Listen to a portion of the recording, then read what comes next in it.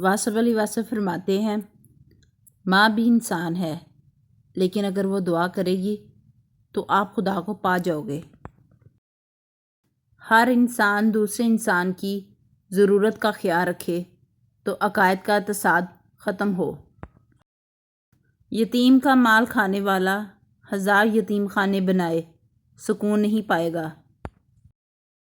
لوگوں کو معاف کر کے بے شک بیوقوف بن جاؤ، لیکن یہ سب سے بڑی دانائی ہے۔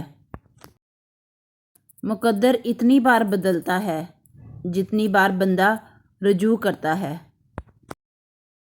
عبادت کی کمی کو اگر کوئی شخص پورا کر سکتا ہے تو وہ آنسوؤں والا شخص ہے۔ ماں ایک ایسی ہستی ہے جو ہر حال میں معاف کر دیتی ہے۔ وہ شخص مر گیا جو کسی کے دل میں نہ رہا۔ آدمی کب مرتا ہے؟ جب دل سے اترتا ہے۔ زندہ کب ہوتا ہے؟ جب دل میں اترتا ہے۔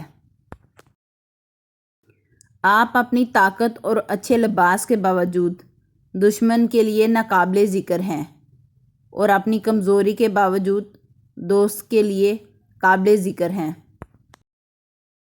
زندہ رہنے کی سب سے اعلیٰ مثال حضور پاک صلی اللہ علیہ وسلم ہے۔ وہ کلمہ بن کے اور درود پاک بن کر آج تک زندگی کے اندر موجود ہیں۔ قریب رہنے والوں کے لیے ہر شب شب بارات ہے، قریب رہنے والوں کے لیے ہر رات قریب ہے، اور دور رہنے والوں کے لیے ہر رات دور ہے۔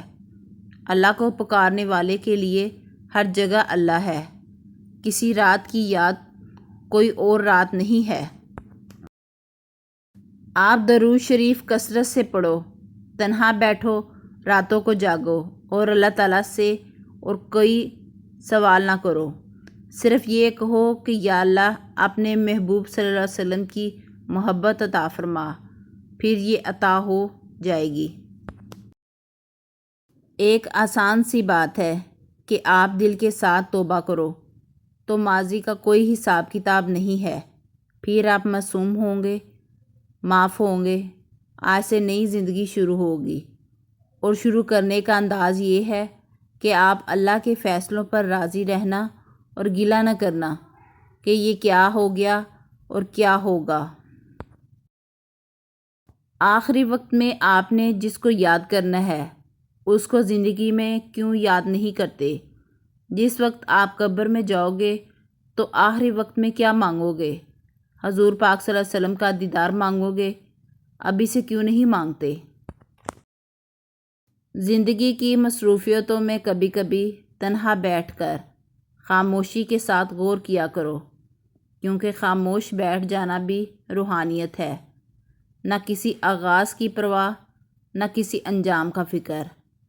اللہ کے روبرو خاموشی کے ساتھ حاضر خدمت ہو جانا روحانیت ہے۔ حضور پاک صلی اللہ علیہ وسلم کے پاس جاؤ تو وہ اللہ تعالیٰ کا تعارف کراتے ہیں، اور اگر اللہ کے پاس جاؤ تو وہ حضور پاک صلی اللہ علیہ وسلم کا تعارف کراتے ہیں۔